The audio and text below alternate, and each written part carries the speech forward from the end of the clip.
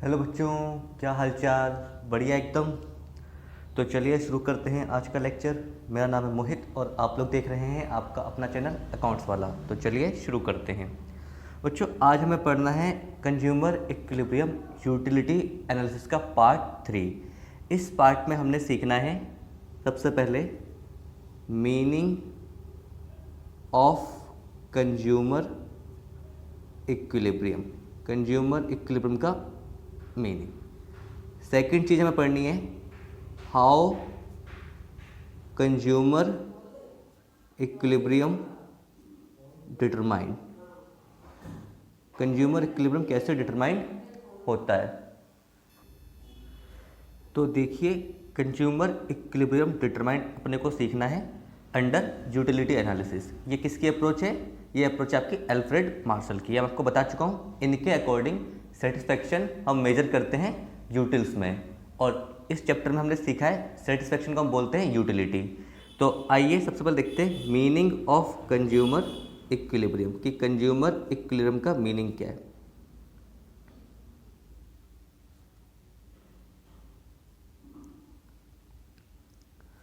देखिए बच्चों, मैं आपको एक एग्जांपल देता हूँ, उसके बेस पे समझाता हूँ। पहले आप थोड़ी सी लैंग्वेज सुनिए, फिर आपको मैं समझाता हूँ। कंज्यूमर इक्विलिब्रियम आपका वो पॉइंट है जब कंज्यूमर को अपनी गिवन इनकम में मैक्सिमम सेटिस्फैक्शन प्राप्त हो जाए। एक ऐसा पॉइंट जब कंज्यूमर को अपनी गिवन इनकम में मैक्सिमम सेटिस्फैक्शन मिल जाए, उस पॉइंट को बोलेंगे कंज्यूमर इक्विलिब्रियम। मैं इसको और डिटेल में समझाता हूँ। मान लीजिए एक कंज्यूमर की इनकम है, एग्जांपल लेता हूँ। ये आप कंज्यूमर हैं, ये आप हैं कंज्यूमर, और ये आपकी है ₹1000 गिवन इनकम। ये आपकी इनकम है, आपको पता है इनकम लिमिटेड होती है, ये आपकी गिवन इनकम है। अब इस 1000 रुपीज़ को आप कमोडिटीज़ में इस तरीके से खर्च करें, जो जो आप कमोडिटी खरीद रहे हैं, कि उनसे आपको मैक्सिमम सेटिस्फैक्शन मिले। आप ये जितनी भी कमोडिटी खरीद रहे हैं, इनसे आपको मैक्सिमम सेटिस्फैक्शन मिले, मैक्सिमम सेटिस्फैक्शन। इस पॉइंट को बोलेंगे बच्चों कंज्यूमर इक्विलिब्रियम। जब कंज्यूमर अपनी गिवन इनकम को इस तरीके से खर्च करता है कि उसको मैक्सिमम सेटिस्फैक्शन मिलता है, वो पॉइंट होता है कंज्यूमर इक्विलिब्रियम। तो ये वाला पॉइंट हो जाएगा हमारा कंज्यूमर इक्विलिब्रियम का पॉइंट। मैं आपको एक और एग्जांपल देता हूँ। मान लीजिए ये आप हैं, कंज्यूमर हैं,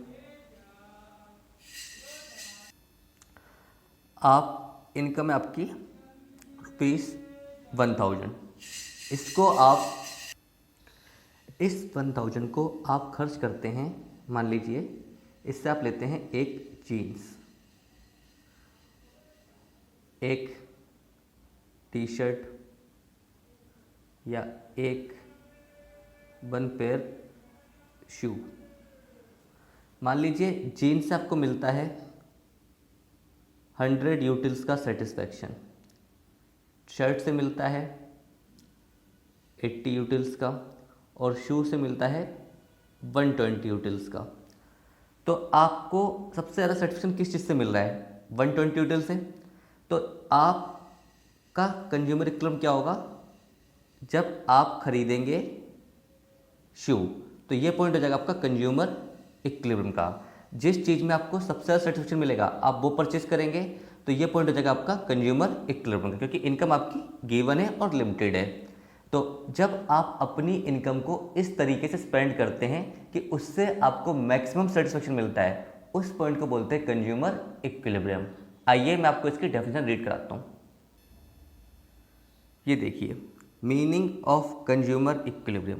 consumer equilibrium refer to a situation where in a consumer gets maximum satisfaction. जहाँ पे कंज्यूमर को क्या मिलता है बच्चों?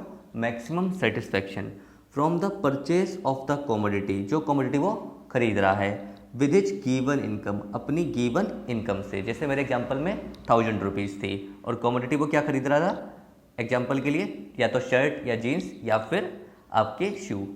And he has no tendency to make any change in the existing expenditure, और वो उस अवस्था को चेंज करने के लिए बिल्कुल भी राजी नहीं है, उसके कोई भी इच्छा नहीं है कि उस अवस्था को, उस सिचुएशन को वो चेंज करे। मतलब वो उस पॉइंट पे आ चुका है कि उसे मैक्सिमम सेटिस्फेक्शन मिल रहा है और अब वो इस सिचुएशन को, इस अवस्था को चेंज करने के लिए राजी नहीं है, वो इच्छुक नहीं है इस सिचुएशन को चेंज करने के लिए, क्योंकि यहाँ पे उसे मैक्सिमम सेटिस्फेक्शन प्राप्त हो रहा है। तो ये होता है बच्चों कंज्यूमर इक्विलिब्रियम। एक और लाइन देखिए, when the consumer reaches such a situation he will have no tendency to increase और decrease the purchase of any commodity. जब कंज्यूमर इक्विलिब्रियम लेवल पे रिच कर जाएगा, पहुंच जाएगा, तो वो अपने एक्सपेंडिचर को ना बढ़ाएगा ना घटाएगा। मीन्स ना वो कमोडिटी ज़्यादा खरीदेगा ना वो कम खरीदेगा। उसने जितनी कमोडिटी परचेज कर ली है उतनी कमोडिटी पे ही वो स्थिर रहेगा और उतनी ही कमोडिटी वो कंज्यूम करेगा, क्योंकि उसने अपना मैक्सिमम सेटिस्फेक्शन प्राप्त कर लिया है, क्योंकि वो ऑलरेडी इक्विलिब्रियम में आ चुका है। तो ये सिंपल सा कॉन्सेप्ट था बच्चों 1 नंबर के लिए कंज्यूमर इक्विलिब्रियम का। अब देखिए determination of consumer equilibrium under utility analysis. ये 2 पार्ट्स में है। पहला है when only one commodity is consumed. इसमें हम मानते हैं कंज्यूमर केवल अपनी गिवन इनकम से एक कमोडिटी खरीदेगा। दूसरा है व्हेन 2 और मोर कमोडिटीज आर कंज्यूम। इसमें हम मानते हैं कंज्यूमर अपने इनकम से 2 या 2 से ज़्यादा कमोडिटी परचेज कर रहा है। ये हम पढ़ेंगे इसके बाद जब ये कंप्लीट हो जाएगा, यानी ये आपका नेक्स्ट लेक्चर में या उससे भी नेक्स्ट लेक्चर में स्टार्ट होगा। आज हमें फोकस करना है when only one commodity is consumed. जब केवल एक कमोडिटी कंज्यूम हो तो कंज्यूमर कैसे इक्विलिब्रियम अचीव करता है। तो आइए देखिए मेरे साथ साथ। Condition of consumer equilibrium in case of single commodity that is only one commodity is consume. जब केवल कंज्यूमर बच्चों एक कमोडिटी कंज्यूम कर रहा है तो कैसे इक्विलिब्रियम डिटरमाइन होगा, आइए बताता हूँ मैं आपको। कंडीशंस ऑफ कंज्यूमर इक्विलिब्रियम, ये कंडीशन दी है एल्फ्रेड मार्शल ने। उन्होंने बोला है कि अगर कंज्यूमर केवल सिंगल कमोडिटी कंज्यूम कर रहा है तो उसका इक्विलिब्रियम कैसे डिटरमाइन होगा। क्या कंडीशन है बच्चों, देखिए, marginal utility in terms of money equal to price of the commodity. ये बोल रहे हैं marginal utility in terms of money. बच्चों ये बड़ा इंपॉर्टेंट है, इन टर्म्स ऑफ मनी। अभी तक हम लोग मार्जिनल यूटिलिटी को यूटिल्स में मेजर कर रहे थे कि 5 यूटिल का सर्टिफिकेशन मिला, 10 यूटिल का मिला, 15 यूटिल्स का मिला। अब हमने पढ़ना है marginal utility in terms of money, कि मार्जिनल यूटिलिटी आपको मनी के टर्म में बतानी है कितनी है, और जब वो इक्वल हो जाएगी प्राइस ऑफ द कमोडिटी के तो उसे बोलेंगे आपकी कंज्यूमर आपका इक्विलिब्रियम में आ चुका है।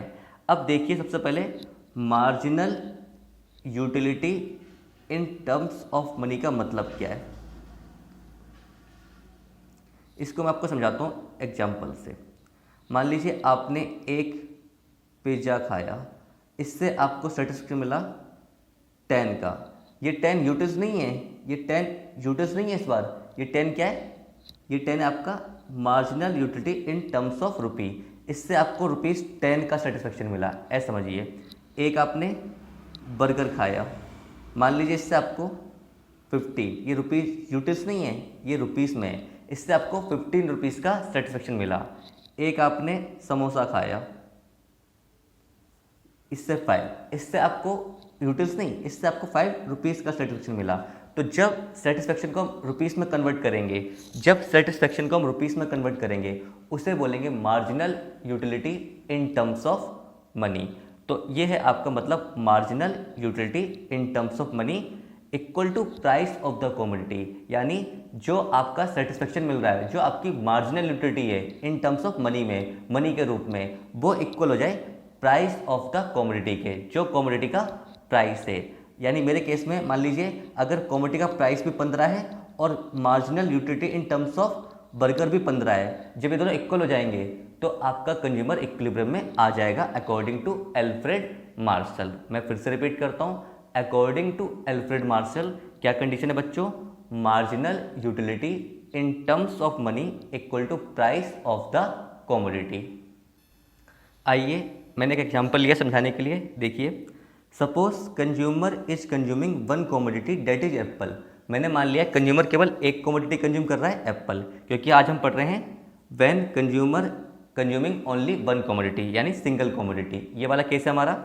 तो मान लीजिए कंज्यूमर जो कमोडिटी कंज्यूम कर रहा है वो एप्पल है, और प्राइस क्या है ईच एप्पल का 15 रुपये। हर एक एप्पल 15 रुपीज़ का है, हर एक एप्पल बच्चों 15 रुपये का है। तो मैंने एक शेड्यूल बनाया, ये एक शेड्यूल देख रहे हैं आप लोग, देखिए ध्यान से। नंबर ऑफ एप्पल, जब पहला एप्पल खाया तो मार्जिनल यूटिलिटी, यूटिल्स बनी है बच्चों रुपीस में, यूटिल्स बनी है इस बार रुपीस में, कितने का सेटिस्फेक्शन मिला 25 रुपये का in terms of rupee. Price कितना था एप्पल का 15। सेकंड खाया, marginal utility in terms of rupees कम हो गई। आपको पता है law of diminishing marginal utility, जैसे जैसे हम कमोडिटी कंज्यूम करेंगे सेटिस्फेक्शन हमारा कम होता जाएगा। तो इस बार आपको सेकंड एप्पल से यूटिलिटी मिली लेकिन कम की मिली। कितने की मिली? Marginal utility in terms of rupees 20 की मिली। प्राइस आपका एप्पल का अभी भी 15 था। थर्ड खाया आपने, इस बार और कम हो गई, तो इस बार कितनी आ गई 15। प्राइस आपका अभी भी 15 है। फोर्थ खाया और कम हो गई 10, प्राइस आपका अभी भी 15 है। फिफ्थ खाया और कम हो गई 5, प्राइस आपका अभी भी 15 है। अब बच्चों आप लोग बताओ, इस टेबल के अकॉर्डिंग आपको साफ साफ दिख रहा है जब कंज्यूमर 3 एप्पल कंज्यूम कर रहा है तब marginal utility in terms of rupee, marginal utility in terms of rupee equal to है price of the commodity, equal to है प्राइस ऑफ द कमोडिटी। तो हम बोलेंगे when consumer is consuming 3 apple he is in equilibrium. तो consumer क्या है? Equilibrium में है। तो ये पॉइंट हो जाएगा आपका consumer equilibrium in case of single commodity. बिल्कुल सिंपल पॉइंट है, जब marginal utility in terms of money आपकी इक्वल हो जाए प्राइस ऑफ द कमोडिटी के, उस पॉइंट को हम बोल देंगे कंज्यूमर इक्विलिब्रियम। तो हमने देखा कि जब marginal utility in terms of रुपी 15 है और एप्पल का प्राइस भी 15 है, ये हर एक एप्पल का प्राइस है बच्चों, ये ईच एप्पल का प्राइस है, तो आपका कंज्यूमर इक्विलिब्रियम में है। यानी जब कंज्यूमर 3 कमोडिटी खरीदेगा तो उससे मिलने वाला सेटिस्फेक्शन इन टर्म्स ऑफ रुपी, उससे मिलने वाली marginal utility in terms of rupee equal हो जाएगी प्राइस ऑफ द कमोडिटी के। तो ये बिल्कुल सिंपल सा पॉइंट था। इसको हमने डायग्राम अपलोड करना है कि कैसे डायग्राम बनता है, आइए देखते हैं। यह है आपका नंबर ऑफ एप्पल यानी यूनिट कंज्यूम, यह है आपका यूनिट्स कंज्यूम जो आपने एप्पल कंज्यूम करें। यह है आपका marginal utility in terms of price, marginal utility और प्राइस।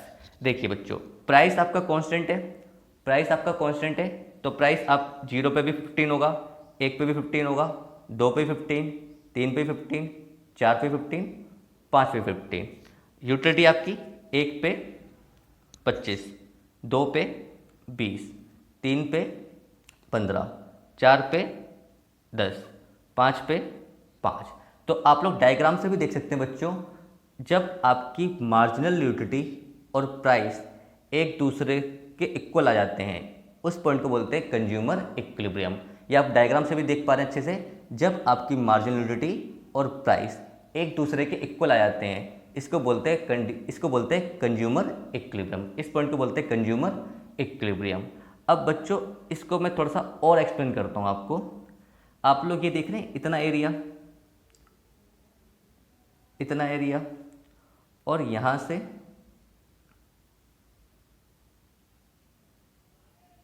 इतना एरिया, ये वाले एरिया को बोलते हैं कंज्यूमर सरप्लस और इस वाले को बोलते हैं लॉसेस। ये इसका मतलब क्या है मैं आपको समझाता हूँ। यानी आप यहाँ से भी देखते हैं ये वाला एरिया जो आपका 1 2 ये है कंज्यूमर सरप्लस, ये आपका इक्विलिब्रियम है 3 पे, और ये जो है ये है लॉस यानी लॉसेस। मतलब क्या इसका, आइए समझते हैं। देखिए बच्चों, जब कंज्यूमर पहला एप्पल खरीदता है तो उसको सेटिस्फेक्शन मिलता है 25 रुपये का, मीन्स वो 25 रुपये का सेटिस्फेक्शन प्राप्त कर रहा है, लेकिन पैसे कितने देने पड़ रहे हैं 15। इसे समझती है ऐसे, वो पैसे दे रहा है 15 लेकिन इस चीज़ के लिए वो 25 रुपये तक देने को राजी है क्योंकि उसे 25 रुपये का सेटिस्फेक्शन मिल रहा है। ये ऐसे हो गया, आप मार्केट में जा रहे हैं, आपको कई चीज़ अच्छी लगी, वो चीज़ मान लीजिए 100 रुपये की है लेकिन आपको पता नहीं है और आप उसे 150 देने के लिए भी राजी थे उस चीज़ के लिए, लेकिन वो आपको 100 में मिल गई। तो इस पॉइंट को बोलेंगे कंज्यूमर सरप्लस, इसको बोलेंगे कंज्यूमर सरप्लस, यानी आपका फ़ायदा हो गया। आप इस एप्पल के लिए 25 रुपीज़ तक देने के लिए राजी थे लेकिन ये आपको 15 में ही मिल गया। ऐसी सेकंड में, सेकंड वाले के लिए आप 20 दिन तक के लिए राजी थे, ये भी आपको 15 मिल गया। तो ये 2 पॉइंट है आपके कंज्यूमर सरप्लस, यानी जब आपका प्राइस कम होगा आपकी marginal utility in terms of money से, उस पॉइंट को हम बोलेंगे कंज्यूमर सरप्लस। यानी आपको कोई चीज़ कम में मिल गई और आप उसके लिए उस अमाउंट से ज़्यादा देने को राजी थे जितने की वो है, तो उसको बोलेंगे कंज्यूमर सरप्लस। और उसके बाद जब आप इक्विलिब्रियम अचीव कर लेंगे, यानी जितना आप देना चाहते थे और जितने की कमोडिटी है, तो उसके बाद स्टार्ट हो जाएगा लॉसेस। मतलब अब आपको सेटिस्फेक्शन मिलेगा 10 रुपीज़ का, बट प्राइस कितना एप्पल का, स्टिल 15, और फिर आप खरीदेंगे तो अब आपको सेटिस्फेक्शन मिलेगा 5 का, लेकिन आपका प्राइस अभी भी कितना है, 15। तो जब आप इक्विलिब्रियम में नहीं आते हैं, जब तक आप इक्विलिब्रियम में नहीं आते हैं, तब तक जो भी आप कमोडिटी कंज्यूम करते हैं वो आपके होते हैं कंज्यूमर सरप्लस, क्योंकि आपका satisfaction in terms of marginal utility ज़्यादा होता है और प्राइस कमोडिटी का कम होता है। लेकिन जब एक बार आप इक्विलिब्रियम पे आ जाएंगे तो उसके बाद क्या होगा बच्चों, आपको मिलने वाला सेटिस्फेक्शन लगातार कम होता जाएगा इन टर्म्स ऑफ रुपी, तो ये होगा आपका लॉसेस। जब एक बार आप इक्विलिब्रियम पे आ जाएंगे तो उसके बाद जो भी यूनिट आप कंज्यूम करेंगे, हर यूनिट से मिलने वाला सेटिस्फेक्शन, हर यूनिट से मिलने वाली marginal utility in terms of रुपी आपकी कम होती जाएगी। तो यहाँ पे आपका लॉस होता जाएगा, क्योंकि प्राइस एप्पल का अभी भी 15 है लेकिन सेटिस्फेक्शन आपको 10 मिल रहा है, प्राइस अभी भी 15 है लेकिन सेटिस्फेक्शन आपको 5 मिल रहा है। तो आप क्या करेंगे, जब तक आप कंज्यूमर इक्विलिब्रियम पे नहीं आएंगे तब तक क्या करेंगे, यूनिट कंज्यूम करते रहेंगे। तो देखो बच्चों, जब तक आप कंज्यूमर इक्विलिब्रियम पे नहीं आओगे एप्पल खाते रहोगे, रुकना नहीं है। पहला खाओगे नहीं रुकना, दूसरा खाओगे नहीं रुकना, हाँ तीसरा खा लिया फिर आप रुक जाओ। क्यों? क्योंकि अब आप इक्विलिब्रियम में आ चुके हो। तो देखो 3 से कम नहीं खाने और 3 से ज़्यादा नहीं खाने, अकॉर्डिंग टू माई एग्जाम्पल। तो बच्चों जब तक आप 3 एप्पल कंज्यूम नहीं करोगे आप इक्विलिब्रियम में नहीं आओगे, और 3 से ज़्यादा करोगे तो आपका इक्विलिब्रियम ऑलरेडी निकल चुका है और आपका लॉस होना स्टार्ट हो जाएगा, क्योंकि आपका satisfaction in terms of rupee कम हो रहा है और प्राइस एप्पल का अभी भी 15 रुपये है। तो ना आपको 3 से ज़्यादा खाने हैं ना आपको 3 से कम खाने हैं। ज़्यादा खाएंगे तो लॉस होगा, कम खाएंगे तो आपको सेटिस्फेक्शन और मिल सकता था वो आपका नहीं मिल पाएगा। तो ये आपका होता है कंज्यूमर इक्विलिब्रियम। तो ये क्या है आपका, जब प्राइस ऑफ कमोडिटी इक्वल हो जाए marginal utility in terms of रुपी, ये हो जाएगा आपका point of equilibrium in case of single commodity. तो मुझे उम्मीद है बच्चों आपको समझ में आया होगा। ये सिंपल सा पॉइंट, ये वाला पॉइंट है कंज्यूमर सरप्लस का, ये वाला पॉइंट है कंज्यूमर लॉसेस का, और जहाँ पे इक्वल हो जाए वो है point of equilibrium, marginal utility in terms of rupee equal to price of the commodity. तो बच्चों मुझे उम्मीद है आपको आज का टॉपिक समझ में आया होगा।